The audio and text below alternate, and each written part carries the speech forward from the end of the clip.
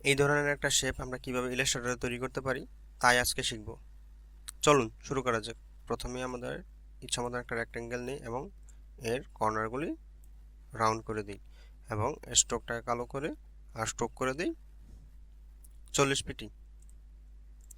দেন মাঝখানে করে object path offset path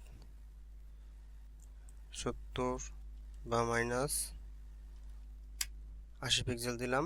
দেন আবার প্যাথ অফসেট প্যাথ, দুইটা কপি তিনটা কপি হলো। দেন আরেকটা সবগুলি শেপ সিলেক্ট করে অবজেক্ট থেকে এক্সপান্ড এক্সপান্ড, দেন আবার অবজেক্ট